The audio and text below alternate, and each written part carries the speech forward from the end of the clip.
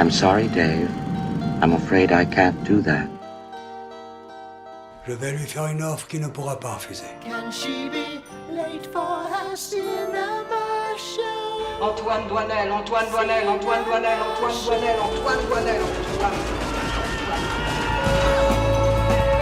Le monde se divise en deux catégories. Ceux qui ont un pistolet chargé et ceux qui creusent. Toi, tu creuses.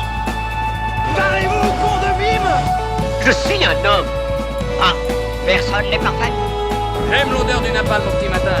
Vous avez de la pâte? Vous avez du sucre? Alors avec la pâte, vous faites une crêpe puis vous mettez du sucre dessus? La mère suce des queues en enfer. And I am the best film director in the world.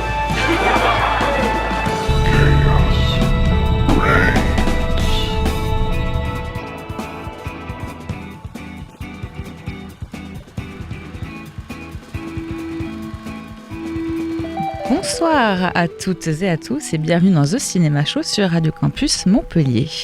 Je suis ravie de vous retrouver à l'animation de cette émission. Il fait très chaud, l'été arrive et nous sommes encore là pour vous divertir jusqu'à plus soif. Tous les mercredis, vous le savez, on se retrouve pendant 1h30 pour débriefer l'actu ciné de la semaine et ce soir, j'ai avec moi une équipe de choc. Comme j'ai commencé un nouveau travail en pharmacie, j'ai voulu vous intégrer dans mon équipe pour le sentir comme à la maison. Vous ne serez donc pas choqués des métaphores.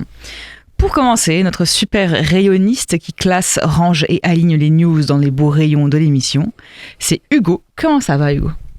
Ça me fait très plaisir de te voir là, parce que ça fait très longtemps que je t'avais pas vu à cette place, et du coup ça me fait très plaisir. Moi aussi ça me fait plaisir de vous voir à vos places. Mais tu manques au chat aussi, on te dit bonsoir dans le chat. Bonsoir, qui c'est ? C'est Dame Dame. Bonsoir Dame Dame. Ensuite, notre parapharmacien confirmé, celui qui est là pour nous vendre du divertissement et des paillettes, c'est Maxime. Comment ça va, Maxime ? Ça va très bien, fait trop chaud aussi, mais je pense que si jamais je suis votre parapharmacien, je pense que je vous donne une semaine de survie. Après, la parapharmacie, oui, ça c'est pas vital. C'est pas les médicaments, quoi. Au pire, je vais nous donner la crème solaire peut-être. Ouais. Déjà, ça serait un bon. Bah oui, ça je suis un expert. ça va, ça le fait. Je suis un expert dans le domaine, je sais pas bronzer. Enfin, nos deux commerciaux en blouse rose qui pourraient nous vendre n'importe quel produit tellement on boit leurs paroles, de Nux à Aven, de La Roche-Posay à Jonzac, en passant par Garancia, Corto et Elsa. Comment allez-vous ? Bonsoir, ça va très bien. Bah oui, très très bien. Ça se voit que j'ai appris par cœur les rayons de cette putain de pharmacie pour pouvoir ranger tous les produits ou pas ? T'es peut-être hypocondriaque, non ? Après, c'est que des marques de parapharmacie que je t'ai citées là, okay, de crème. Donc, c'est parce que je connais tu rentres pas. dans les pharmacies ou pas de temps en temps ? Mais je suis jamais malade et ma mère est infirmière, donc je prends jamais de médicaments. Pour quelle raison il prend un Doliprane ? Non, je prends jamais de médicaments, moi je suis jamais shooté à ça. Et évidemment, j'ai dit en blouse rose parce que les commerciaux de la pharmacie où je travaille, ils sont en blouse rose, c'est comme ça qu'on les reconnaît. À la réalisation et à la vidéo de cette émission, on retrouve nos deux pharmaciens en chef, Yanis et Simon. Bonsoir à vous deux. Ce soir, il sera question de débattre de 3 films, Colonie de Yeon Sang-ho, L'objet du délit de Agnès Jaoui et Mata de Rachel Lang. Après les débats et nos tops de la semaine, nous vous embarquerons dans un sujet qui a fait couler de l'encre à bord de notre carte blanche de la semaine. En fin d'émission, Maxime présentera le quiz de la semaine, puis nous terminerons comme le veut désormais la tradition par les recos de l'équipe. Sans plus attendre, Hugo ouvre le bal, c'est donc parti pour les news. Now, Buffalo's #1 news team. Good evening and welcome to Eyewitness News at 6. I'm Susan Ortega. And I'm Evan Baxter and here's what's making news. Et on commence ce mercato avec un départ de Gilles Lelouch. Pas un petit peu orienté ta relance. Enfin bref, cette semaine, on évoque à nouveau l'acteur de 53 ans, non pas pour reparler de sa polémique à Cannes, bisous aux commentaires TikTok sous la publication, mais plutôt car il vient de quitter le prochain projet de Michel Gondry. Ce projet est intitulé Les Petites Peurs et est décrit comme une comédie qui suivra 2 petites filles de 8 et 10 ans découvrant un crâne dans leur jardin, menant à l'enquête d'un gendarme sur leur père qui semble mener un double jeu. Alors pas de panique pour les fans de Gondry qui ont encore en travers de la gorge l'annulation de son biopic sur Pharrell Williams, puisqu'un acteur a déjà été choisi pour remplacer Gilles Lelouch et qu'il s'agit de Tahar Rahim. Les gens de goût diront qu'on gagne au change. Le reste du casting est pour l'instant toujours composé de Bastien Bouillon et Vima Laponce dans les autres rôles. Le film devrait se tourner dans l'année, en Occitanie d'ailleurs. On poursuit avec le retour au cinéma d'un dessin animé culte. Et oui, cette semaine, le scooper Daniel RPK a révélé que Disney préparait un nouveau film adapté de la série animée Inspecteur Gadget. Alors ce projet n'est pas neuf puisqu'annoncé en 2019 avec à l'écriture 2 scénaristes du SNL, Mikey Day et Streeter Siddle. Mais cette semaine, les choses semblent bouger puisque le studio aux grandes oreilles semble avoir trouvé réalisateur et acteur principal. Le premier poste sera tenu par Shawn Anders, un habitué de la comédie américaine, puisqu'on lui doit En vrac, Comment tuer son boss 2, Very Bad Dads 1 et 2, ou encore Spirited, une adaptation libre d'un chant de Noël de Dickens. Concernant l'interprète principal, celui-ci est également un habitué de la comédie américaine puisqu'il s'agit du génial Will Ferrell que je vois déjà enfiler le rôle à merveille. Pour l'instant, c'est encore au stade de pré-production, donc pas plus de visibilité sur le projet, mais on peut tabler sur une sortie dans quelques années. Et pour clore ce mercato, le nouveau projet d'un réalisateur pas du tout clivant. Et oui, il y a à peine 2 mois, Studio Canal avait annoncé un remake du film culte de John Carpenter, New York 1997. Et bien cette semaine, on sait désormais qui mènera ce projet à bien, puisque Zack Snyder a été choisi pour écrire et réaliser le film. On avait bien dit que ça allait être clivant. D'après les sources du Hollywood Reporter, le réalisateur de 300 souhaiterait faire un remake plus réaliste et plus brut, avec de nombreux effets pratiques et décors naturels, comme pour son remake de L'Armée des Morts, plutôt qu'une production plus léchée. Et en même temps, on le comprend un peu, puisqu'après son renvoi de DC Films, où il a essuyé plusieurs semi-échecs de méga blockbusters, et son passage chez Netflix avec Army of the Dead et Rebel Moon, qui ont été des échecs stratosphériques, Snyder semblait vouloir revenir à des projets plus intimistes. Pour rappel, il est actuellement en pleine post-production d'un long-métrage intitulé The Last Photograph, qui semble être un road movie intimiste. Donc on est loin de Batman qui fout des patates à Superman. Bon, je sais pas vraiment si j'ai hâte de voir ça. On pourra se consoler en se disant que ça pourra pas être pire que le plagiat par Luc Besson du même New York 1997. Ça sera déjà ça. Est-ce que ces projets vous tentent ? Alors, par contre, je reviens juste. On s'est regardé avec Marie, on s'est dit oui. Tahar Rahim, bien sûr que c'est un gagnant au change. Bien sûr. Je l'adore. Bien sûr. Je sais pas dans quel rôle, parce qu'on n'a pas de détails des rôles. On s'en fout, tant que Tahar Rahim. On s'en par fiche. rapport à Gilles Lelouch, c'est toujours un. Tahar Rahim, il s'est tout joué, on s'en fiche. On s'en fiche. Il est incroyable. Oui. Le retour de. Enfin, Zack Snyder qui refait du Carpenter, moi je suis pas très intrigué, on va dire. En fait, c'est-à-dire que j'en ai un peu marre des remakes puis surtout de films. C'est un film qui est un peu intouchable quand même. Voilà, exactement. Qui mais d'autre après... que Carpenter pour faire du Carpenter, déjà. À la limite. Merci Maxime. Non mais voilà, mais faut dire les termes. Non mais je suis pas un anti-Snyder, mais juste il faut qu'il fasse quelque chose de très différent du Carpenter parce que Zack Snyder, le style ne collait pas vraiment avec le. Enfin, soit il se réapproprie bien le truc, soit sinon ça n'a pas d'intérêt. C'est pas étonnant que ce soit avec Canal qui se retrouve à bosser parce qu'il y avait eu un rapport il y a quelques mois comme quoi il y avait plus beaucoup de studios qui voulaient bosser avec Snyder à cause de ses fans qui étaient complètement tarés. Et du coup, c'est pas étonnant que le seul studio chez qui il finisse, ça soit un studio ouvertement d'extrême droite quand même. Bon, personne. Non, rien, même Inspecteur Gadget, même pas. Non, si, moi, Inspecteur Gadget, ça me chauffe un peu. Ouais. Parce que j'étais très fan du dessin animé. Bon, après, le remake était un peu. Moi, j'ai un peu peur quand même pour Will Ferrell. Parce que, alors, je connais pas bien sa filmographie, donc voilà, mais pour moi. Je pense que. Ah là là là là, ouais, il faut tout rattraper. Non, oui. Désolé, mais pour moi, Will Ferrell, je l'associe juste à un rôle, c'est le papa dans Lego La Grande Aventure. C'est ouais. tout. C'est tout. En fait, j'ai l'impression que c'est un peu d'accord, mais. C'est un peu son rôle mémorable, mais. Moi, je pense qu'il y en a d'autres. Ah ouais, j'ai pas vu ces autres films, mais je pense qu'il y en a d'autres parce qu'il apparaît genre 10 minutes dans le film. Même non, ouais. Will Ferrell, c'est un génie de la comédie, mais après, Inspecteur Gadget, c'est-à-dire que moi, je sais pas. Enfin, franchement, à voir. Hein. Moi, j'ai la vision. Ça peut être sympa. J'ai la vision.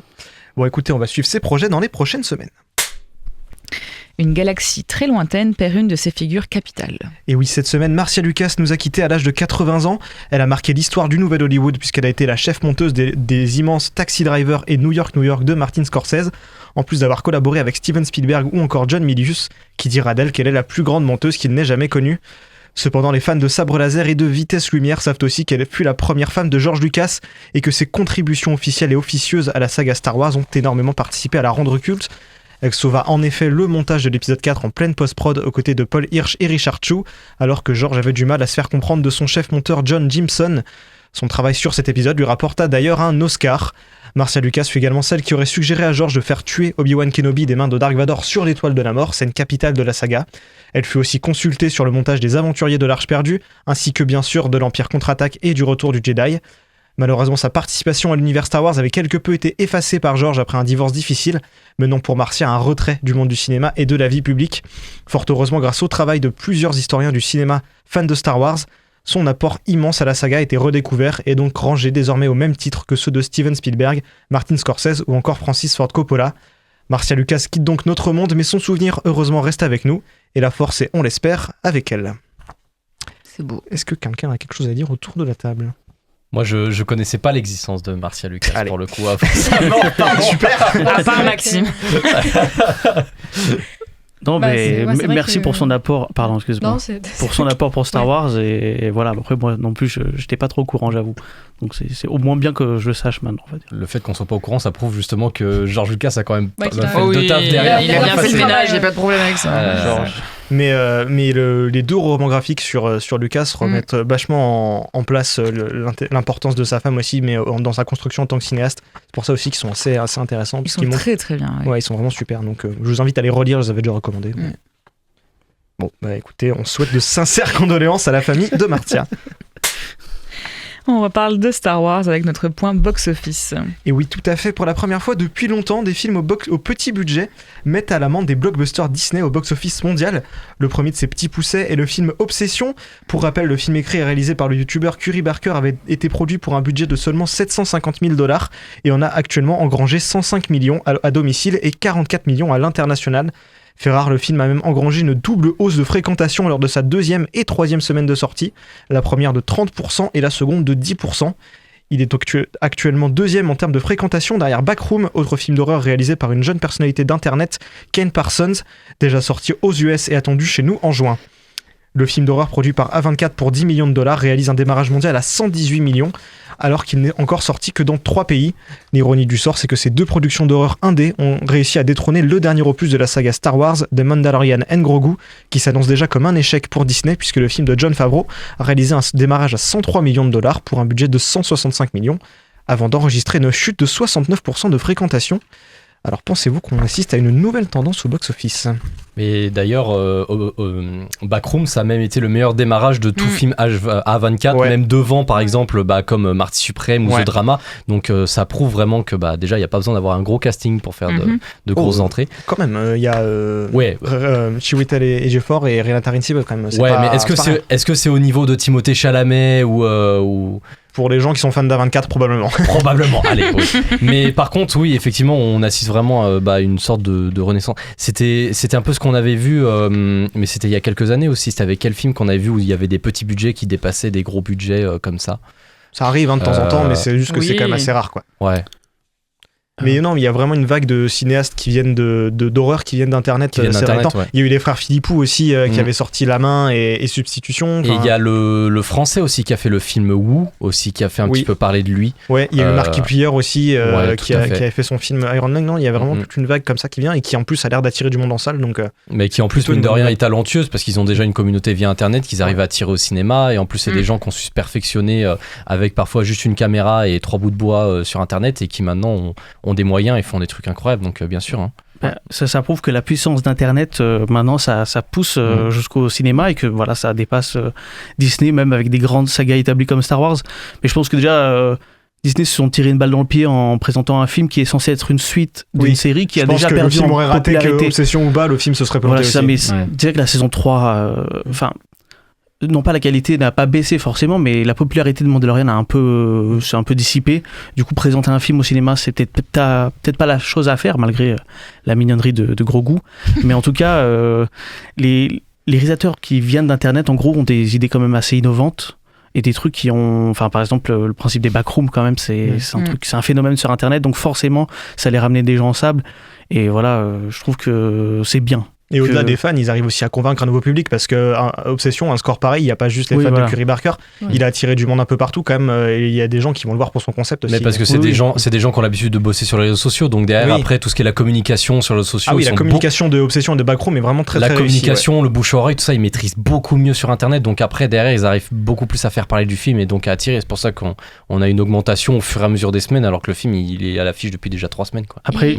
Oh, pardon, excuse-moi. Vas-y.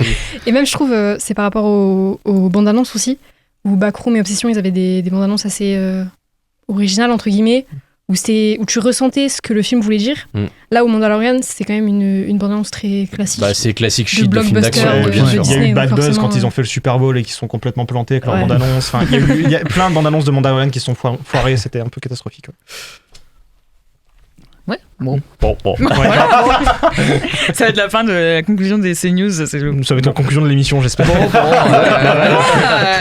Non, merci beaucoup Hugo pour toutes ces actualités. Les news sont maintenant terminées. Passons sans plus attendre au débat de la soirée.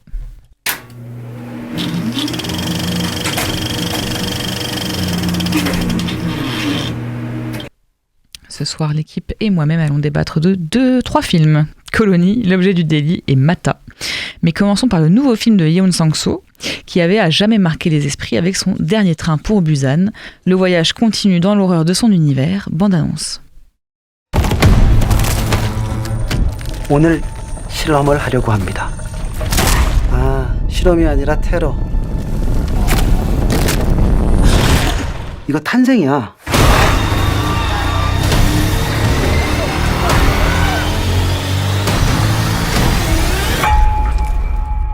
새로운 인류의 탄생.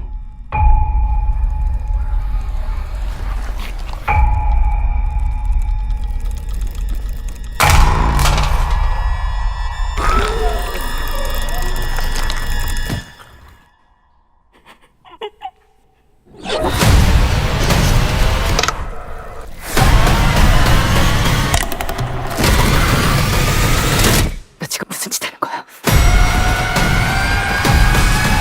잡아.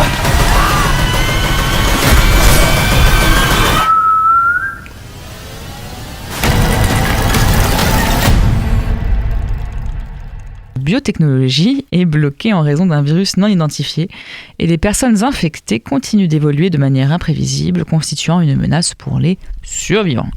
On retrouve au casting Jun Ji-yoon, Ko Kyun-wan, Ji Chang-wook, Shin Yun-bin, Kim Si-rock et Go-soo. Corto, je te laisse la parole sur ce film. Qu'est-ce que tu en as pensé ? Alors moi déjà, je suis un très grand fan des films d'infectés en général. Donc Dernier train pour Busan, moi c'est un film culte pour moi. C'est une masterclass. Voilà. Ah, ensuite, il y avait eu la suite Peninsula qui était très très mauvais. Du coup, quand on m'avait dit que le réalisateur allait refaire un film de zombies, je me suis dit, est-ce qu'il va repartir sur ce que j'ai pas aimé dans Peninsula ou ce que j'ai adoré dans Dernier train pour Busan ?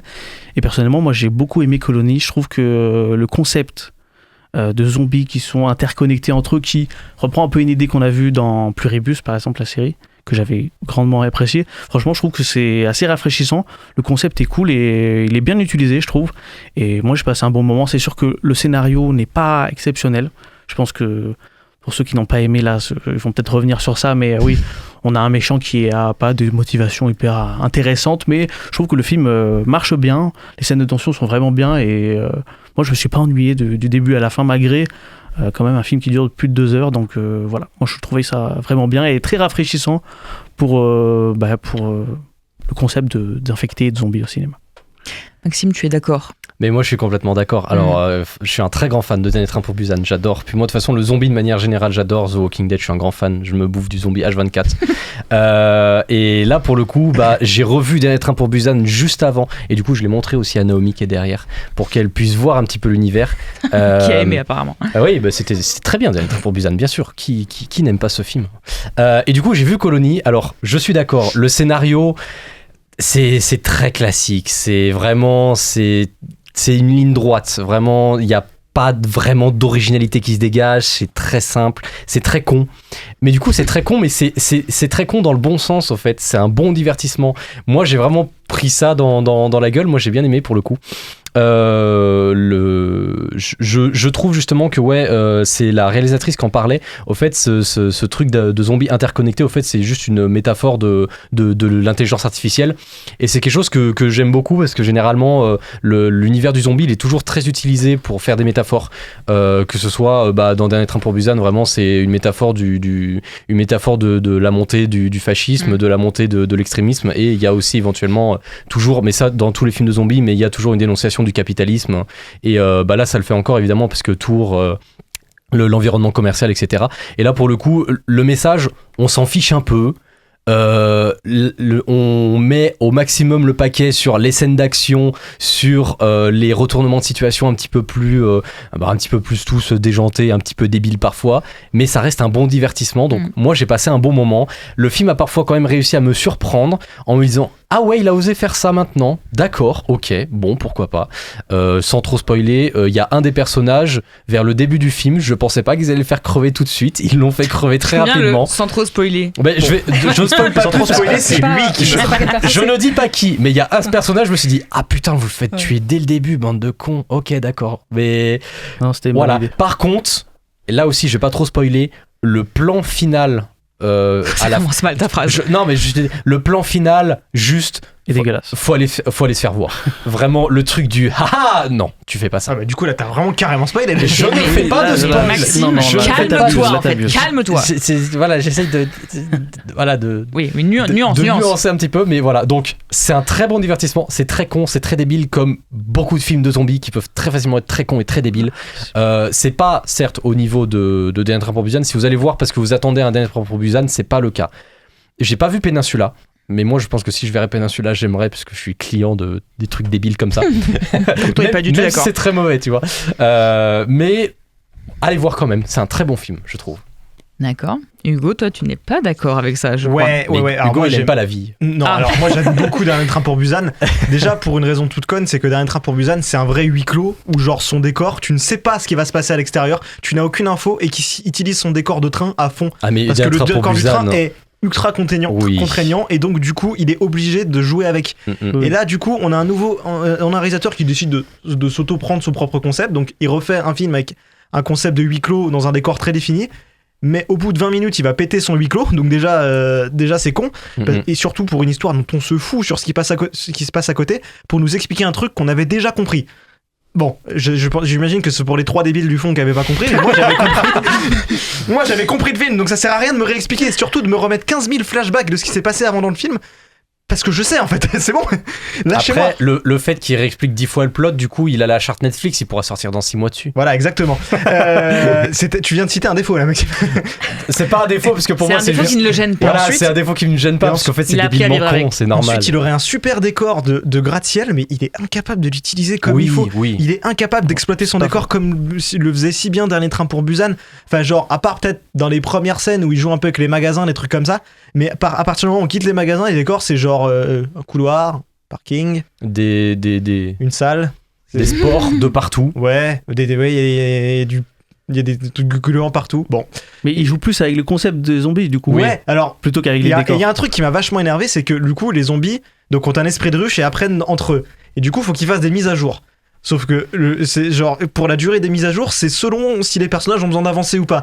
S'il faut qu'ils restent là, la mise à jour elle va durer 2 secondes, mais s'ils ont besoin d'aller à un autre point et la mise à jour elle va durer 2 heures, c'est Windows Vista. Non.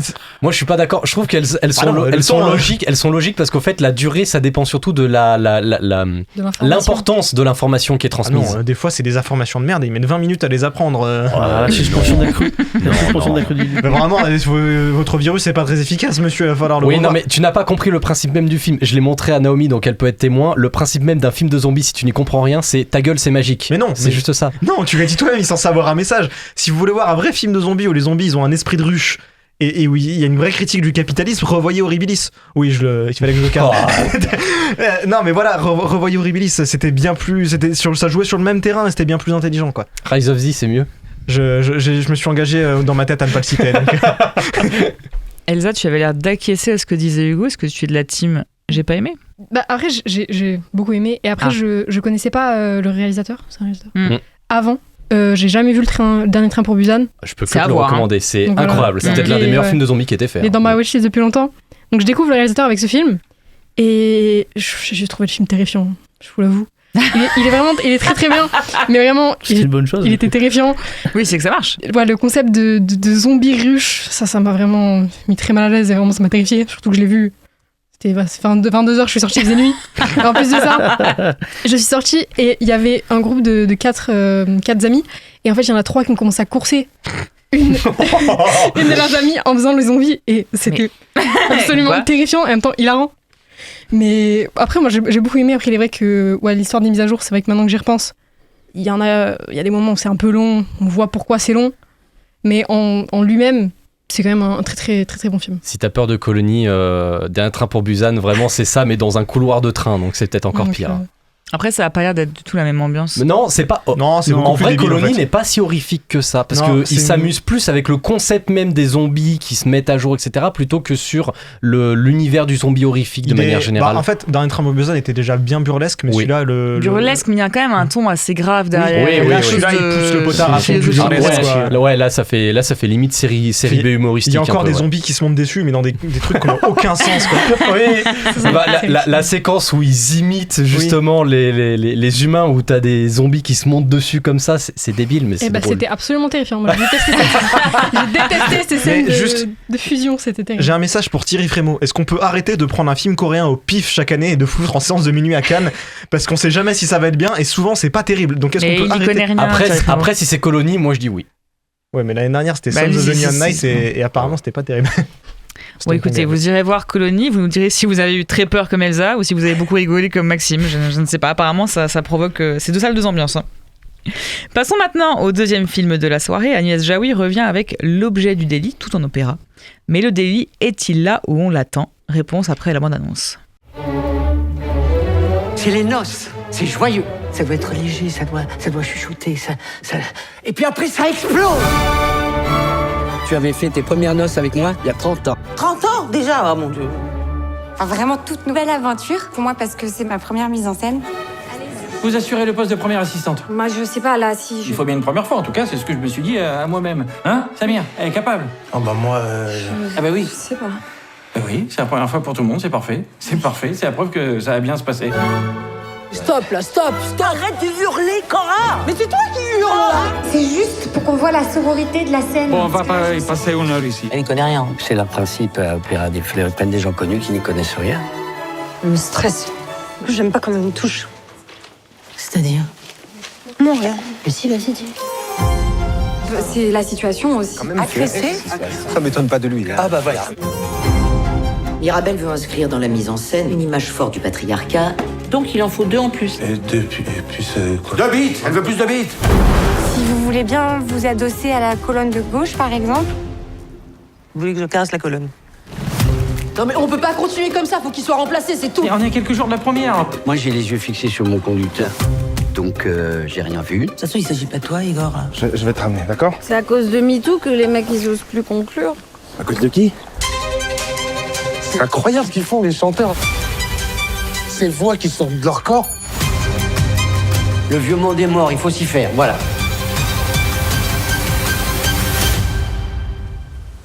T'as quelque chose à te reprocher? Non, pas du tout, non. Enfin... Dans les coulisses d'une ambitieuse production de l'opéra Les Noces de Figaro, les tensions montent lorsqu'une accusation d'agression sexuelle éclate, mettant en péril la production et forçant chacun à prendre position. Les conflits d'opinion et de génération se font jour et comme toujours chez Agnès Jaoui, le rire n'est jamais loin du drame. On retrouve au casting donc Agnès Jaoui dans le rôle d'Anna Liebman, Daniel Auteuil dans le rôle d'Igor, mais également Aya Hidara, Claire Chust, ou Chust, je sais pas comment on dit, Oussama Kedam, Lucie Gallo, Maxime. Je te laisse débuter sur ce film. Qu'est-ce que tu as à en dire? Beaucoup de choses. C'était quoi la phrase le rire n'est jamais loin du drame? Le rire n'est jamais loin du drame, ouais, ça. Eh ben, il y a que du drame et il y a pas du rire déjà. Pardon, mais alors, bon, ok, j'ai vu le film, c'était 21h45 à Comédie. Il y avait 5 personnes. Pas un rire en 2 heures. Pas un. Rien. Peut-être que les gens étaient en train de dormir. Non, les gens étaient tous éveillés puisqu'ils étaient devant moi. Donc je les voyais et personne ne dormait. Les films, pas les gens. Mais oui, bon, on va pas y aller par 4 chemins. Le film est écrit par Anne Insel. Voilà, point barre, c'est tout. Vraiment, le film est dégueulasse, il est abject. On va en parler aussi, mais Agnès Jaoui a dédié ce film à Jean-Pierre Bacri.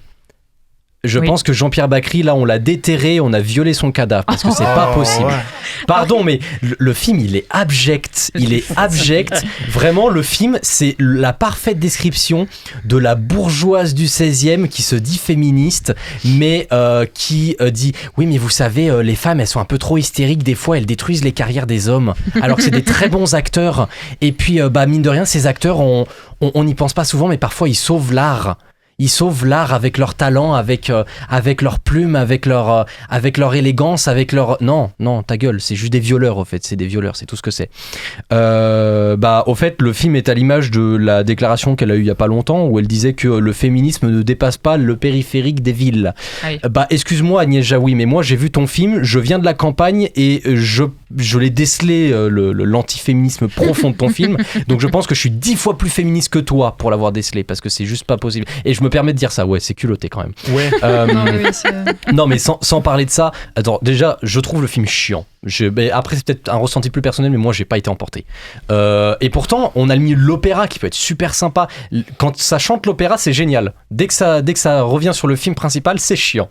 Et puis non, sans parler de ça, la plupart des personnages sont tous clichés au possible. C'est celle qui fait que chialer, celle qui fait que râler, Eya Idara qui est juste là pour être le quota de la femme racisée qui est ultra féministe, mais qui du coup est prise pour une féminazie pour tout le monde. Le cliché de l'homme qui dit mais non, mais il a pas agressé, le cliché du super grand acteur qui agresse. Tout est cliché.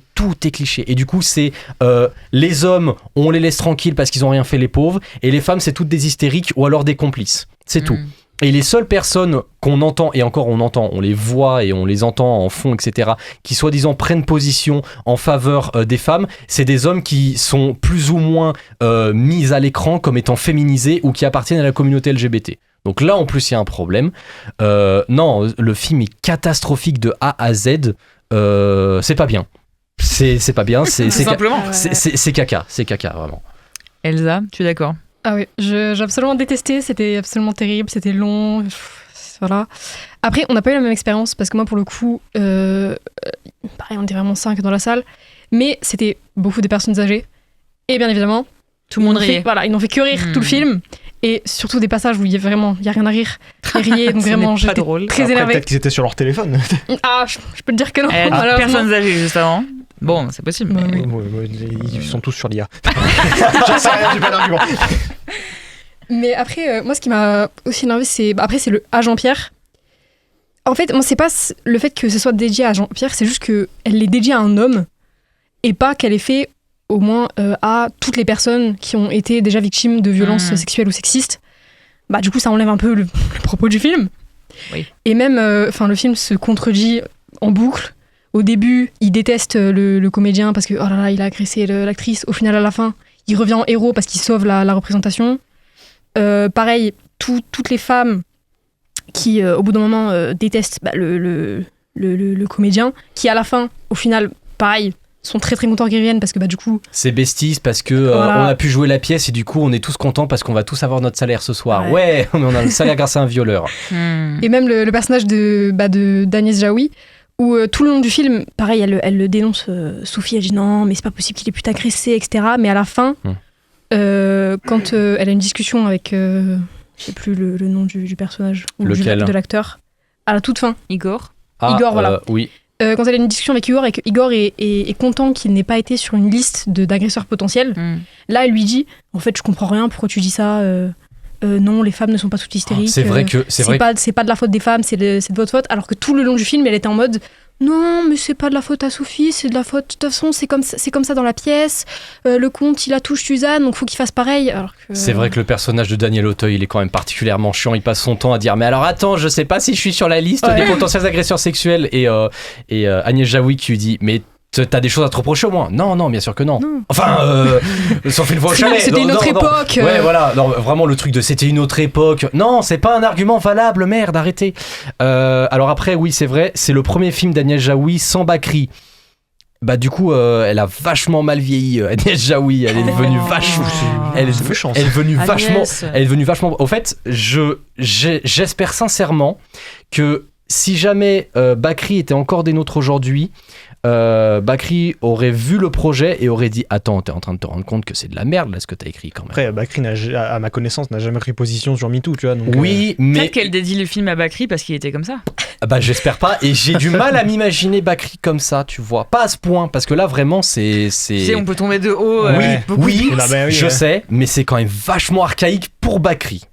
Quand même. Bon, après, faut pas non plus sacraliser. Oui, voilà. Mais non, tu vois, c'est parce que j'ai pas vu le film, mais ça m'étonne quand même que tu me dises ça de la personne qui a quand même fait Le Goût des autres, qui était vraiment un film genre sur la tolérance, quoi. La tolérance, elle est enfermée au placard. Hein, ouais. Par contre, on peut noter quelque chose. Il y a une référence à Taxi. Il y a une référence à Taxi parce que l'un des acteurs du film en question, c'est un acteur qui s'appelle, alors je crois c'est Jean-Luc Couchard, je crois il s'appelle, qui joue le gars qui râlait parce que il fallait ramener les beats sur le plateau, okay. Voilà. Super description. Non mais en fait, ça aussi c'est un problème du film, c'est que en fait la metteuse en scène, c'est Mirabelle. Oui. En fait, elle elle donne c'est les Noces de Figaro, et du coup, elle donne tout un truc de critique du patriarcat et de sororité. Mais au final, à la fin, elle est très très contente que le comédien revienne. Du coup, ça sauve sa mise en scène. Mais du coup, ça n'a aucun sens. Et puis vraiment, ce truc-là, ça prend genre... Allez, un bon tiers de l'intrigue du film, alors que ça n'a aucun intérêt, c'est juste des bites en plastique, on s'en fout un peu. Et puis du coup, c'est une référence parce qu'en fait, ce gars-là a joué dans Taxi 4, il a joué le méchant du gang des Belges. Voilà, pour ceux qui se sont infligés Taxi 4. Ça m'a fait un peu rire de le voir dedans. Vu le sujet, je suis pas sûr que Taxi soit une bonne référence. Mais bon, je dis ça comme ça. Ouais, je pense qu'on peut faire des liens entre agression sexuelle et Taxi assez facile. Tu vois, si dans l'objet du délit, il y avait une 406, et le film serait vachement mieux. Eh ouais. Ok. T'es tout seul là-dessus. Ouais, je sais, je suis tout seul là-dessus. Bon, écoutez, n'allez pas le voir, a priori. Non, pas du tout. Non. C'est ça la conclusion. Allez voir Colony. Allez voir Obsession. C'est un massacre. Colony, c'est un massacre, mais dans le bon sens du terme. Non, mais allez voir Obsession, comme ça vous verrez un film un peu plus féministe. Ouais. Sinon, vous allez le voir, et puis vous nous dites ce que vous en avez pensé aussi. Hein. C'est une possibilité. Je vous propose, avant de passer à la suite de nos débats de la soirée, et pour rester encore un peu dans l'univers de l'opéra, de faire une petite pause musicale avec la chanson qui a représenté la France à l'Eurovision cette année. On s'écoute tout de suite Monroe et son titre « Regarde ».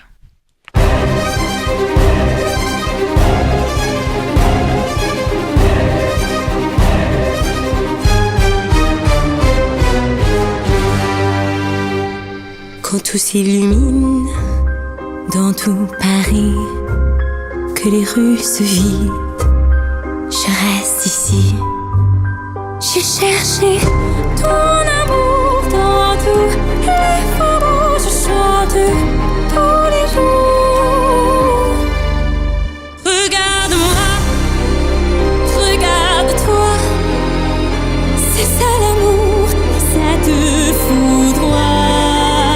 Regarde-moi, regarde-toi, c'est ça l'amour, tu ne seras jamais perdu.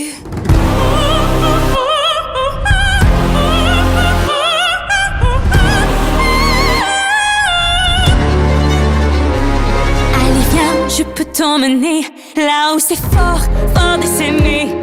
Allez viens, tu n'es pas fou, dans ma poitrine tu rythmes mon pouls. Allez viens, sous la pluie battante, je dirai aux gens qu'il est présent. Je dirai aux femmes, aux hommes, aux enfants, je dirai au monde dans chaque chanson. J'ai cherché ton amour dans tous les faubourgs, je chante tous les jours. Regarde-moi, regarde-toi, c'est ça l'amour, ça te foudroie. Regarde-moi, regarde-toi, c'est ça l'amour, tu ne seras jamais perdu. C'est ça l'amour. Chut. Il est partout. Chut. Il est là, là, regarde-moi,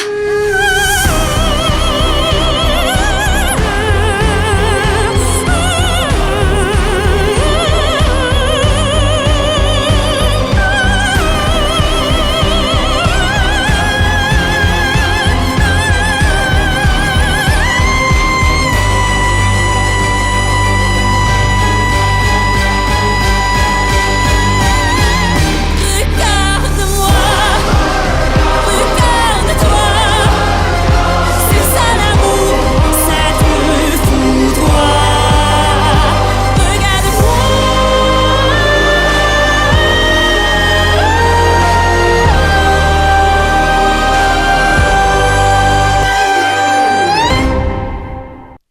On termine ces débats avec de l'espionnage à la française. On retrouve Aya Hidara encore, mais cette fois-ci sous la caméra de Rachel Lang et les traits d'une espionne en difficulté. Bande-annonce. Nous sommes allés faire cette visite. Antoine ne voulait pas, il le sentait pas. J'ai insisté pour qu'on y aille.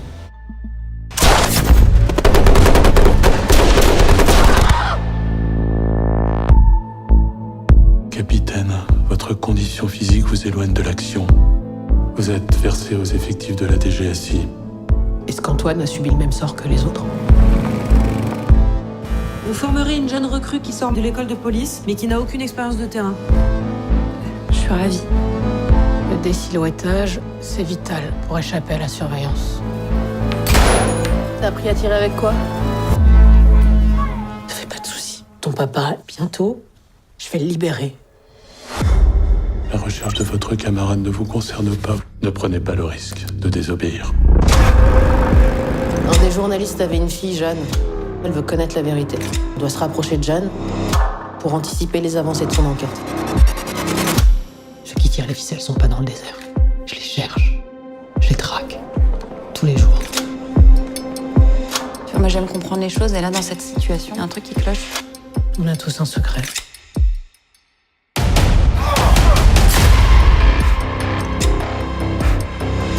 Je suis là dans un bureau pendant qu'on torture mon camarade en Afrique.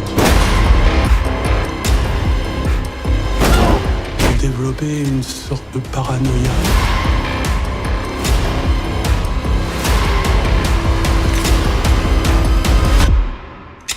Vous n'êtes qu'un petit maillon sans vision globale. Votre métier, c'est aussi de l'accepter. Blessée lors d'une opération clandestine au Niger, Mata, une agente du service action de la DGSE, perd la trace de son compagnon Antoine, capturé sur place. À son retour, elle est affectée à la sécurité intérieure du territoire et se saisit d'une mission de contre-espionnage dans les Alpes. Une ombre semble relier ce dossier à l'embuscade en Afrique. Convaincue que ses supérieurs lui dissimulent des informations et hantée par la captivité d'Antoine, elle se lance dans une course contre la montre, hors de tout cadre officiel, au risque de tout perdre.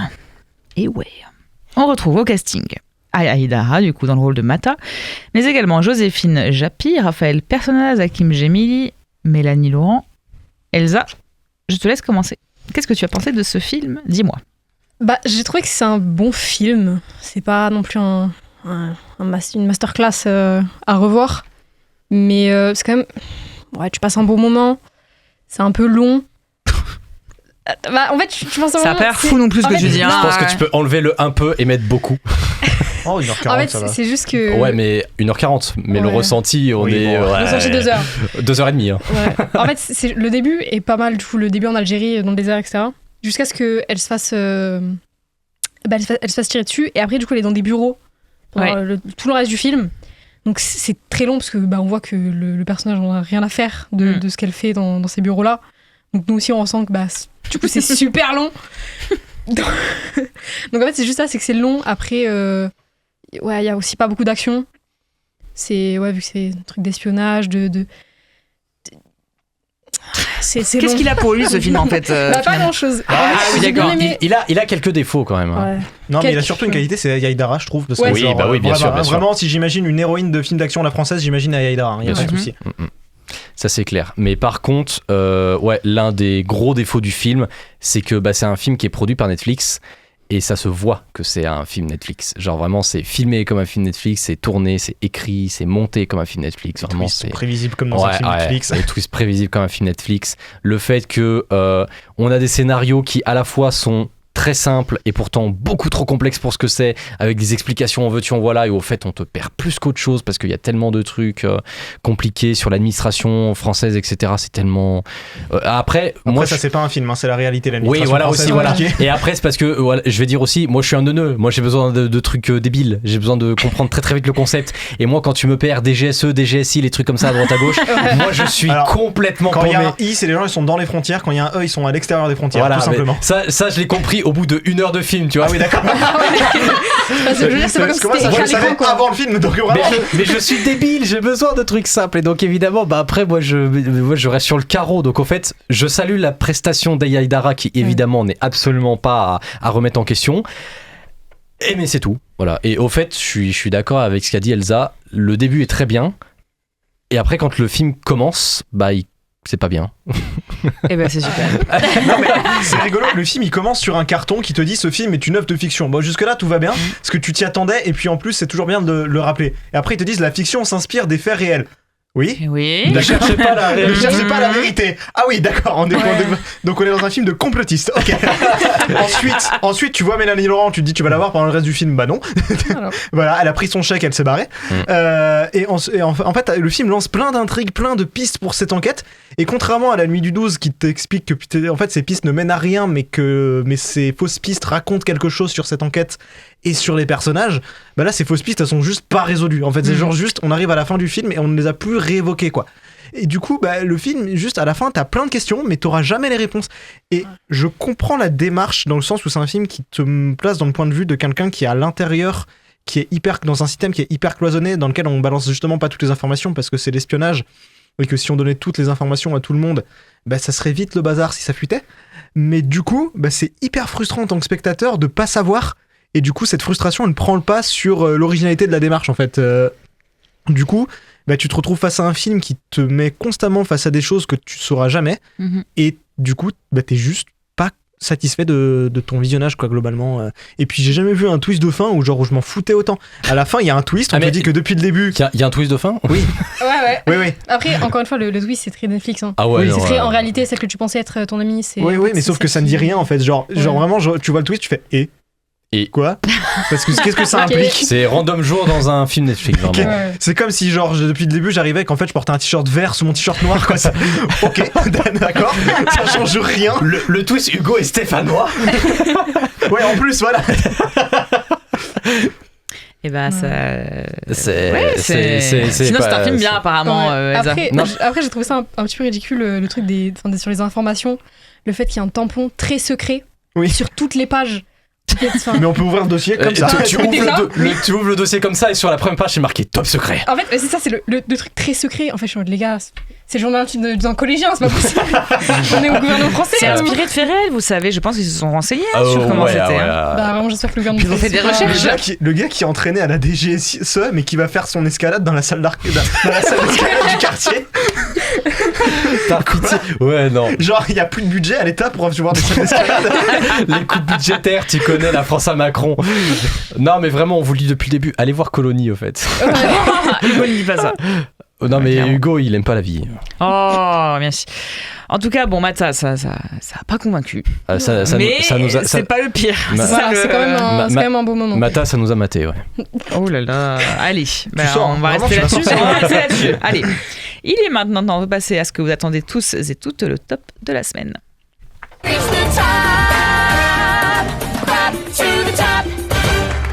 On commence par le top 1 de chaque chroniqueur et chroniqueuse, puis on fera le top 3 de l'équipe TCS. Hugo, quel est ton top 1 ? Eh bah, Colony, parce que c'est pas une super semaine.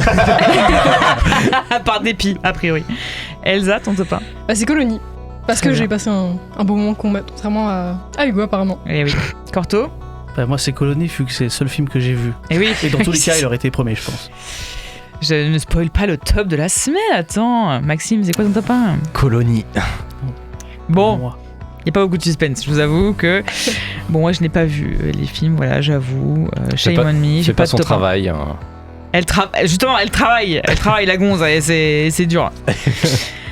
Top 3 de cette semaine, nous avons Le Virtuose de Daniel Roher, que Maora avait mis en top 1. Maora a vu, mais que Maora n'est pas là, on lui fait des bisous. Mais qui était son top 1, donc c'est grâce à elle que le film rentre dans le top.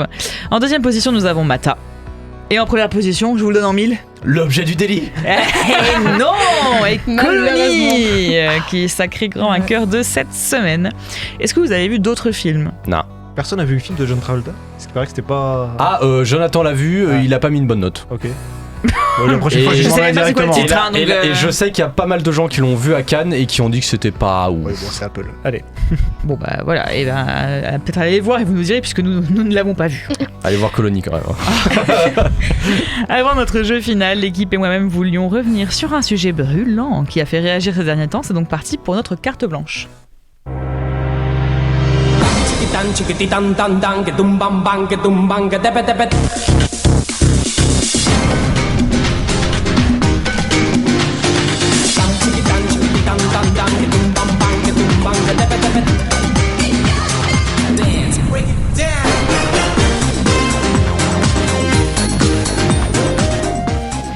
Hugo qui me dit en off, c'est quoi cette musique ? Vous êtes tellement jeune. Alors j'avoue, je la connais pas non plus. Non mais pourtant, en termes de musique plutôt ancienne, d'habitude j'ai un répertoire, mais là... C'est la musique, c'est le générique de Vivement Dimanche, l'émission de Michel Drucker. Ah oui, d'accord, c'est vrai. Oh waouh. Okay. Oui, vous êtes vraiment jeune et je suis vraiment vieille, c'est ça la conclusion, quoi. Ouais, non mais là, c'est plus vieille, là c'est... Pourquoi Raphaël, qui a donc choisi ce jingle, a choisi ça ? Puisque nous allons parler d'agisme à Hollywood, absolument. Sujet que Maxime adore. Moi, je bosse avec les vieux toute l'année, moi. Nous allons parler d'agisme parce que il y a peu de temps, figurez-vous qu'un article est sorti suite à une étude de l'organisme Age Without Limits qui disait qu'un film a plus de chances de voir apparaître un animal ou un acteur dénommé Chris qu'une femme de plus de 60 ans au casting. Est-ce qu'ils prennent en compte le fait qu'il y a que des acteurs nommés Chris aux États-Unis? Ah ouais, aussi. Ouais. C'est sûr que c'est pris en compte, mais c'est quand même assez évocateur parce qu'il y a quand même beaucoup plus d'actrices de plus de 60 ans que d'acteurs dénommés Chris quand même. Ouais. A priori. Normalement, hein. Oui, normalement, oui. Normalement, oui. Donc, la question étant, non pas, est-ce que ça vous choque? Parce que j'imagine que tous ensemble, oui, bien sûr que ça nous choque. Voir plus de Meryl Streep au cinéma. et tant d'autres. La question n'est pas non plus, est-ce que c'est normal? Parce que la réponse non, c'est pas normal. Oui, non, c'est pas normal. Oh là là, c'est dur, hein. Mais la question étant plutôt, que pouvons-nous dire de ce sujet? Comment réflexionner là-dessus et quelles solutions apporter face à ces femmes boudées par l'industrie hollywoodienne? On parle, dans l'article, c'était des actrices américaines, mais en France et dans d'autres pays, c'est exactement la même chose. On invisibilise ces femmes qui ont dépassé un certain âge. Ou alors, quand elles y sont, on les cantonne à un seul et même type de rôle. Exactement, ouais. Et c'est pour certaines actrices qui ont beaucoup de chance et qui sont implantées depuis des années et des années et des années dans le milieu, qui sont des énormes noms. Mais même elles, notamment Jamie Lee Curtis, il n'y a pas très longtemps, et j'ai oublié le nom de la deuxième, mais même elle disait qu'elle subissait des pressions assez terribles dans leur métier, alors que c'est des très grandes actrices assez reconnues. Donc, qu'est-ce que vous pouvez me dire là-dessus? On commence par qui veut ouvrir le bal? Je sens que Hugo, il peut très bien commencer avec The Substance. C'est vrai qu'il allait dire... j'avais envie d'évoquer The Substance, mais je sais pas si en intro, tu vois, genre... The à part rappeler oui. que c'était un sujet dans le film, quoi. Coralie Farja, qui était totalement le sujet du film. Oui, c'était vraiment le sujet central du film, mais... qui fait revenir demi-mot sur le devant de la scène, alors qu'elle n'était plus du tout castée dans les films. Et l'Académie des Oscars qui préfère donner l'Oscar à Margaret... Non, à Mickey Madison. À Mickey Madison, pardon, plutôt qu'à... Madison, elle avait gagné des prix, enfin c'était pas inattendu, quoi. C'est pas les Oscars de cette année. Mais du coup, vraiment, l'Oscar a peu, entre guillemets, confirmé The Substance, quoi. Ouais. Avec l'agisme. Oui, les Golden Globes ont pas confirmé. Tout à fait. Vas-y, tu peux en parler, si tu veux. Non, à part dire que The Substance aborde le sujet, je vois pas trop ce que je peux dire de plus. Non, mais si, en fait, je vois pas trop quelle autre solution proposer, à part de, s'il vous plaît, donner des rôles aux femmes de plus de 60 ans qui... genre peuvent jouer des trucs super et pas forcément juste le rôle de la vieille femme acariâtre comme avait pu le faire Jamie Lee Curtis dans Everything Everywhere All at Once. Mais et puis en plus il y en a plein des actrices qui sont toujours super malgré le fait qu'elles aient vieilli, alors que des acteurs mecs qui perdent leur talent avec l'âge, il y en a quand même vachement plus. Oui, Sylvester Stallone par exemple. Pour ne citer que lui. Mais oui, comme j'ai dit en intro, si c'est pour avoir plus de Meryl Streep, par pitié, engagez plus d'actrices plus âgées, moi ça me fera très plaisir. Sur Meryl Streep d'ailleurs, elle avait dit que quand elle a dépassé 40 ou 50 ans, je crois, que Hollywood a commencé à lui donner des rôles que de sorcières. Oui. Comme de par hasard. Ouais. Parce que la femme âgée est associée à la sorcière, oui. Voilà. C'est ça, ouais. Donc en fait, faut juste que les studios arrêtent d'avoir peur d'engager des femmes de plus de 500 ans, parce qu'ils ont peur que l'audience ne suive pas. Voilà, ne suive pas ou ne se... n'entre pas en relation avec le personnage parce que c'est une femme de plus de 60 ans. Oui. Contrairement aux animaux qui parlent, apparemment. A priori. Voilà. Oh là là, il y a un débarquement dans le studio. Parce que je vois que vous patinez un peu, j'ai envie de dire des choses aussi sur le sujet. Voilà. Mais sur les femmes qui pilote l'avion, c'est automatique, j'ai laissé la régie dans la merde. En plus, je suis arrivé et comme je suis vieux, j'ai oublié ce que je voulais dire. mais t'as reconnu Vivement Dimanche. Non, je suis pas aussi vieux que toi. Tout ça pour dire qu'effectivement, ce que vous avez dit sur les femmes de plus de 60 ans qui ont tout le temps les mêmes rôles, il y a aussi des chiffres dans l'étude qui sont assez forts. Typiquement, quand une femme parle de plus de 60 ans dans un film, elle parle 14% de moins qu'un homme du même âge. Donc ça, c'est assez dingue, je trouve aussi comme chiffre. Bon, t'étais en train d'évoquer aussi les animaux, mais j'avais un super truc à dire et j'ai oublié. Je vais rester à côté et comme ça, dès que ça me revient, je vous dis. Du coup, si vous êtes à la vidéo, je suis désolé, le plan ne va pas changer pendant un quart d'heure. Il y a Yanis qui change le plan. Ah oui, d'accord. D'ailleurs, en fait, pourquoi je fais pas tout le temps ça comme ça? J'ai plus besoin de faire la vidéo, j'ai plus besoin de rien faire, je peux juste venir dans l'émission foutre la merde. C'est terrible. Merci Marie. On fait de la radio quand même, faut pas l'oublier. Mais je reste pas loin. Oui, réfléchis à ce que tu voulais dire, Simon. Qu'on n'a pas trop, sinon ça devient l'objet du délit après. Nous disions donc, Elsa, tu peux reprendre. Bah j'avais fini. Hein. Ah oui d'accord, c'est super. Simon revient. On parlait pas mal du cinéma américain parce que l'étude elle parle que du cinéma américain en l'occurrence. Oui. Ouais, mais c'est un organisme américain, mais en réalité c'est une tendance que tu retrouves dans partout parce que même en France, quand on voit aujourd'hui nos actrices qui sont assez âgées, je pense tout ce qui est Catherine Deneuve, Isabelle Huppert, etc. Encore Catherine Deneuve, elle a un statut à part, Catherine Deneuve un peu à part, ouais. Huppert aussi qui joue pas mal, mais Huppert parce que Huppert elle a vraiment Huppert et Adjani, elles ont un peu des reconnaissances internationales, donc vraiment on l'a fait jouer un peu de partout. Huppert on l'avait vu chez Hong Sang-soo, etc. Mais c'est vrai que la plupart du temps on les cantonne quand même un petit peu à des rôles de femmes vraiment un peu identiques quoi. Des rôles de mère surtout. Et là je vais faire reprendre parce qu'il y a l'entrée en studio de Simon encore. Je me mets avec Maxime cette fois. Non, j'ai retrouvé ce qui est en fait le plus frappant aussi et qui est bizarre, c'est que le public vieillit. Le monde est de plus en plus vieux et du coup il n'y a pas toutes ces représentations et c'est ce que dit Emma Thompson aussi en somme dans l'étude que on est de plus en plus à être vieille et pourtant on n'est pas du tout représenté, on est encore plus sous-représenté à l'écran et donc ça c'est dégueulasse. Mais de toute façon cette question là sur l'agisme elle vaut aussi pour les orientations sexuelles, pour les représentations de genre en général, pour toutes les représentations de femmes raciales, noires, les ethnies, bien sûr. C'est ça, donc d'handicap et donc ça c'est aux scénaristes de changer, en tout cas d'initier le truc pour que ça change.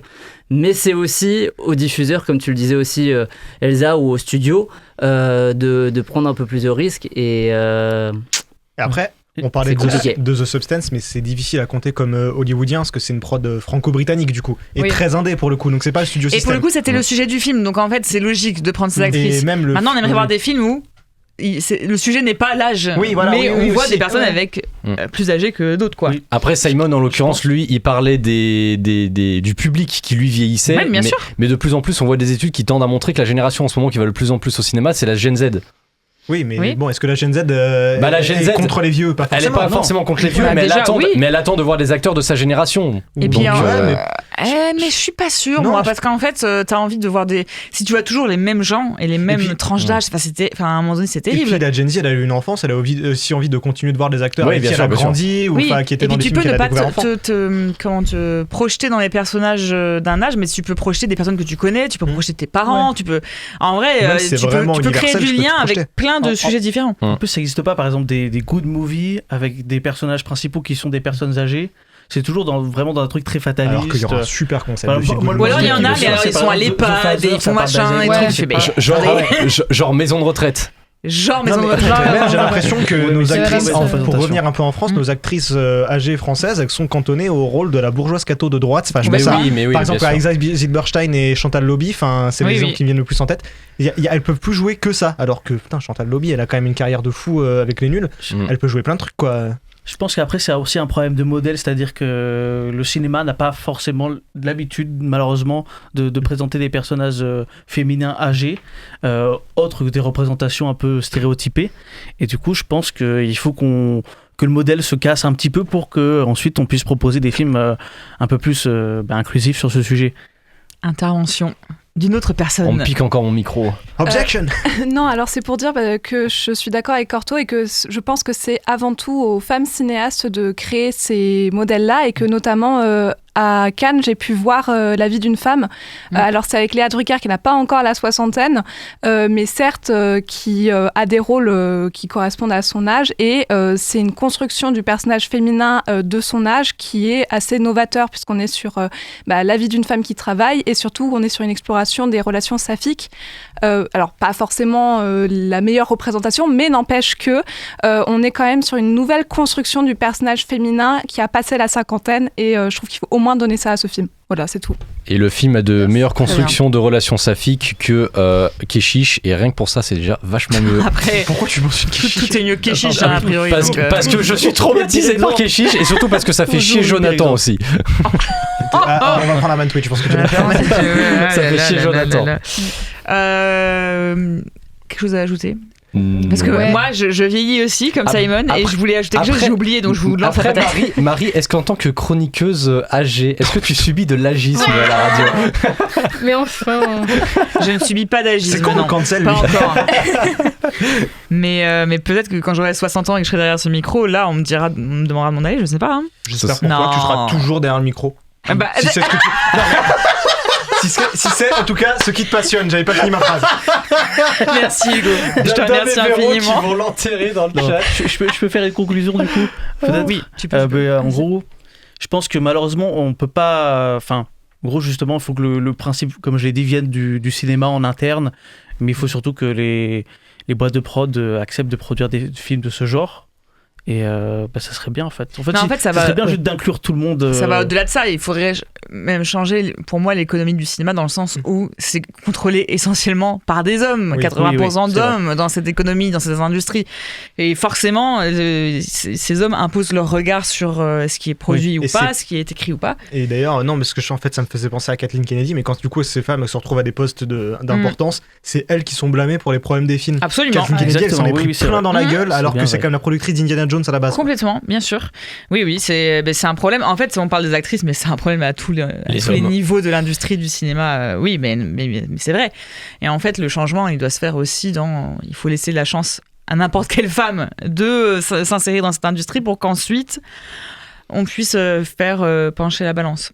Alors que moi, j'adorerais voir une comédie romantique avec des acteurs de plus de 60 ans. J'ai vu Sur la route de Madison dernièrement. Ah oui. Bon, ils ont pas 60 ans, oui, mais ils sont quand même assez âgés. C'était incroyable. Est-ce que le dernier Bridget Jones compte ou pas? Oui, elle a pas 60 ans, mais c'est vrai qu'elle est assez âgée et c'est incroyable. Mais de fait, comment ça s'appelle? Renée Zellweger avait témoigné également au sujet de l'âge qu'elle avait été rejetée, de l'âge et de son physique aussi. Elle avait tout, la pauvre. Faites un buddy movie avec des actrices âgées. Mais oui, mais bien sûr. Et j'ajouterais, juste parce que personne ne l'a cité, mais Rue Malaga, qui est quand même un bon exemple de ça, justement. Voilà. Tout à fait. J'ai aussi un autre film, c'est Party Girl. Ouais. Pareil, le personnage principal n'a pas 60 ans, je crois. Mais pareil, c'est une femme assez âgée qui redécouvre sa sexualité et ses relations avec ses enfants. Donc pareil, c'est bien, là on cite des bons films, là, allez les voir. Et vous voyez, à chaque fois on dit, bon, elles ont pas encore 60 ans, parce qu'on est incapable de citer des films avec des actrices de plus de 60 ans. C'est ça qui est terrible, enfin, ou alors faudrait bien réfléchir, mais... Alors que des films avec des animaux qui parlent... Alors là, il y en a beaucoup. Ou avec des acteurs qui s'appellent Chris au casting, il n'y a pas de problème. Bon bah voilà, et message envoyé à Hollywood, si vous nous écoutez, et puis au cinéma en général. On veut voir des actrices de plus de 60 ans dans vos films, s'il vous plaît. On veut qu'elles dépassent le quota d'animaux parlants ou de Chris au casting. C'est dingue quand même de poser la question même quand on y pense. Enfin, non mais cette phrase elle est ridicule en soi. Hein. Oui, complètement. Il y a quelqu'un dans le chat qui dit le thème du quiz va être sympa. Ah. Ok, on s'en fout. D'accord. J'en ai rien à foutre moi de cette anecdote. Mais c'était pour lancer une transition pour le quiz. Putain, faites chier. Merci Maxime. Mais avant, j'allais vous remercier quand même. Merci, chère chroniqueuse, chers chroniqueurs, de nous avoir éclairé de vos lumières sur ce sujet. Il est temps maintenant de passer à quelque chose qui va être fameux. C'est quoi? C'est mon Blu-ray de Taxi. Ce sera l'affrontement de la soirée. C'est l'heure du quiz de Maxime. The game is on.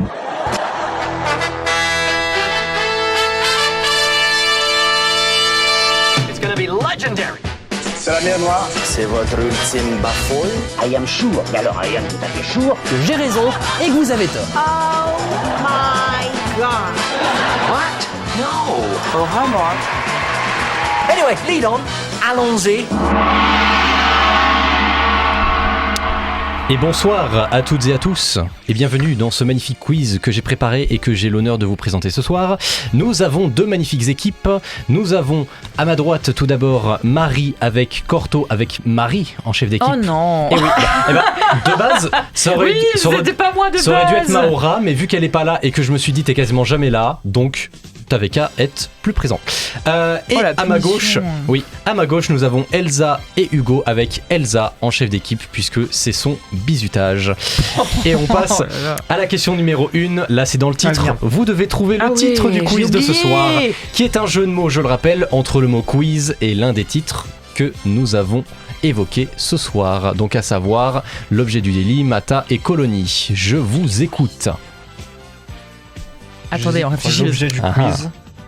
Colo quiz. Moi je voulais dire colo quiz, ça me faisait marrer. Après colo quiz, ça fait un peu coloscopie, ça.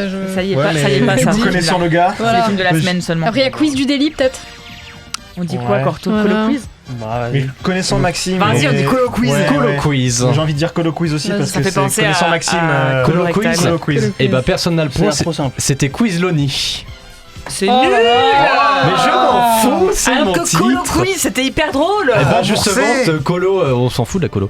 Donc bon. Mais non, ça fait penser à colorectal. Je me suis dit, il va penser à ça, il va le faire. Alors non, pas du tout. Ah bah voilà, merci.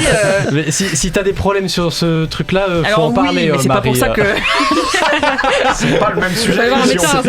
Bienvenue dans Doctissimo. Alors, question numéro 2, la musique de la semaine. Dans quel film en lien avec un des films de ce soir se trouve cette musique?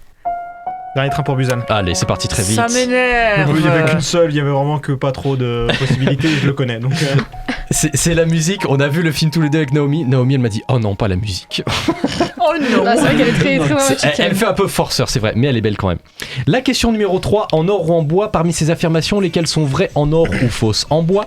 Après Les Anneaux de Pouvoir et The Walking Dead, la série Lost a eu son lot de rumeurs sur une potentielle nouvelle saison supplémentaire. Je serai au courant de ça, je suis fan de Lost. Ouais, non, en bois. Est-ce que c'est vrai ou est-ce que c'est faux? C'était le rêve du chien, c'est bon, c'est fini. En bois. En bois pour vous? En bois. C'est tout à fait en bois, effectivement. Par contre, effectivement, il y a bien. Les Anneaux de Pouvoir, ça a l'air de plus en plus de se confirmer. Mais attendez, parce qu'il y avait une rumeur comme quoi c'était pas prévu, je comprends pas. Parce que moi, c'était prévu sur 40 saisons. J'attends. Mais ça a été prévu donc pour une 4ème saison potentielle. Et The Walking Dead, il y a de plus en plus de rumeurs sur une potentielle 12ème saison. Ça serait bête avec le prix qu'ils ont mis dans les Anneaux de Pouvoir. Ah, ce serait con. Et puis merde, moi je veux savoir la suite là. Et bah peut-être qu'on verra. L'anneau il tombe dans le montagne du destin. Calme-toi Hugo déjà. Affirmation suivante. Les phallus géants dans l'objet du délit sont une référence à une pièce de théâtre à Aix-en-Provence où un utérus géant était dans le décor. Est-ce que c'est vrai ou est-ce que c'est faux? J'aurais dit vrai parce que ça m'étonne pas qu'il y ait des. En or. Des organes en sexuels. Or, et pour vous? En or aussi. C'est tout à fait en or, effectivement. Voilà. Il s'agissait d'une représentation de la pièce Les Noces de Figaro aussi. Et l'idée avait beaucoup fait rire Agnès Jaoui. Et donc elle dit, je vais faire pareil avec des bites. Elle a quel âge, 15 ans? J'avoue, elle a 4 ans. Ou des bites géantes sur ma scène. Voilà. Et enfin, dernière affirmation. Lors de son audition pour l'objet du délit, toujours, le téléphone de l'actrice Lucie Gallo balançait du Maître Gims à chaque fois qu'elle l'allumait pour jouer. Est-ce que c'est vrai ou est-ce que c'est faux? À chaque fois qu'elle l'allumait, mais pourquoi son téléphone lancerait une musique? Elle devait jouer une pièce où elle avait son téléphone et c'est du Maître Gims qui se balançait. Est-ce que c'est vrai ou est-ce que c'est faux? Elle peut juste éteindre la musique, je comprends pas.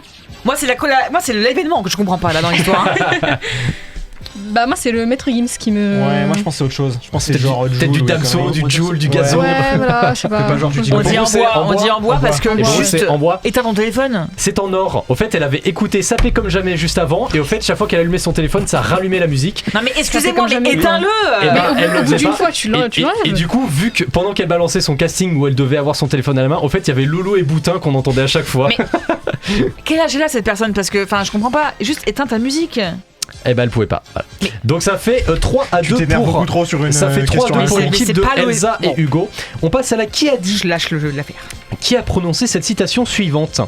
Il n'a évidemment rien révélé, mais quelques éléments ont déclenché mon imagination et mon envie d'écrire un film dans une arène où le cloisonnement et le secret sont de rigueur. Après 4 heures de vol, alors que l'avion se posait sur une base dans laquelle j'allais faire escale, Francis Laurent. L'homme est sorti. Il a échangé une clé USB avec un militaire et il est remonté dans l'avion. Spielberg? Hein? Spielberg? Non. Yeon Sang-ho. Non. mais c'est un des films de ce soir. Rachel Lang, tout à fait. C'est parti pour Marie. Ça fait 3 partout. Au début, j'avais oublié qu'il fallait qu'on réponde au truc. J'étais en mode, j'écoutais. C'était bien. Okay. Ouais, super. Ah, mais le quiz a commencé. Eh bien, nous passons à notre quiz spécial de ce soir. Le thème sera en lien avec Colonie, l'objet du délit. Nous allons avoir un quiz spécial, les agresseurs sexuels et VSS au cinéma. Nous allons donc parler de films avec des acteurs cancel, avec des réalisateurs cancel. Cette émission va sauter. C'est vrai. Cette émission va sauter. Je vais quitter ce plateau.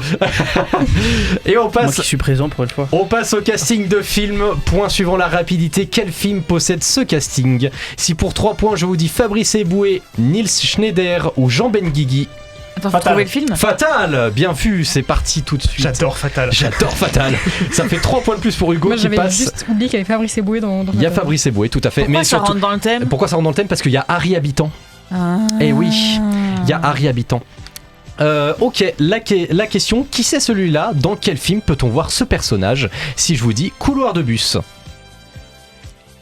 Attends, Astérix Obélix Mission Cléopâtre. Tout à fait, Astérix Obélix Mission Cléopâtre. En même temps, c'était logique, Oui, c'est vrai. oui, Parce oui. que, Dans lequel on a, alors entre autres, Gérard Depardieu, Dieudonné, Gérard Darmon, Édouard J'ai Baird. senti mon âme sortir de mon corps. Hein. Attendez, vous savez à quel point je suis fatiguée? J'allais dire, ah oui, il y a Gérard Depardieu dans Non, c'est Gilles Lelouch qui joue à Obélix. Ok, la question, un extrait, un film. Dans quel film peut-on entendre cet extrait? Oh, mais arrêtez avec ça! Mais Pierre n'est pas du tout un gros radin. Non, il est Qu'est-ce qu'on a fait au pingre, bon Dieu chiche, avare et il Radin. a un problème avec l'argent. Radin. Non. Toi, tu serais généreux et moi je serais radin, c'est ça? Tu serais généreux parce que t'as offert un iPod à Myrtille pour ses 4 ans? Le prénom. Le prénom, tout à fait. Le prénom, effectivement, avec Patrick Bruel. Voilà, tout à fait. Qui joue dans le film. J'ai très envie de me tirer. La question Letterboxd. La question numéro 8. Quel film a reçu cette critique négative sur Letterboxd? Ce film est tellement mauvais que je ne renouvellerai probablement pas mon abonnement Netflix. Il expire ce soir et vu que le catalogue ne me convient toujours pas, notamment la médiocrité, voire l'atroce immondice de la plupart de leurs films originaux, pour enfoncer le clou, là, c'est impossible. Pour enfoncer le clou, je ne verrai jamais une version de ce film que j'apprécierais. L'idée de transporter de la nitro à travers un paysage désertique. Mal perdu? Non. Ah non. Mad Max. Mad Max Fury Road? Non, devrait pourtant me séduire, mais dans les 3 films précédents, je n'ai jamais accroché au Taxi personnage ni 4? à l'intrigue. Non. Transporter de la nitro à travers un paysage désertique. Bah, Mad Max, quoi. Il y a Transporteur. la plus vieille version date des années 50. Dune. Le salaire de la Le peur. salaire de la peur, tout à fait. J'ai entendu Hugo en premier. Je voulais le dire, j'avais plus le nom du film. Et oui, tout à fait. Et donc là, on parlait du salaire de la peur de 2024 de Julien Leclerc, dans lequel il y a Franck Gastambide. Je savais même pas qu'il y avait une version. Enfin bon. Voilà, Ouais, il en a on a fait fait une une. et elle est atroce. Voilà. Le jeu des synonymes, question numéro 9. Quel titre de film se cache derrière tous ces synonymes si je vous dis la demi-douzaine moins 1 des choses du tableau périodique? Les 11 commandements. Non. La demi-douzaine moins 1. Bah, les 11. La demi-douzaine moins 1. Le 5e élément. Le 5e élément, tout à fait. Marie qui ne sait plus compter. Ça fait 9 à 5. J'ai le cerveau, je C'est vous la raconte même pas. Piquette, Jack. C'est la piquette. Voilà, donc c'est le 5e élément parce que Luc Besson. Voilà. Ton réalisateur préféré par ailleurs, tu vas Et dire. les 11 commandements, Pas je pense du que ça tout. marchait aussi. Il doit y avoir. Peut-être. Ça fait 9 à 4, pardon, autant pour moi. Musique de quiz spécial, dans quel film peut-on entendre cette musique?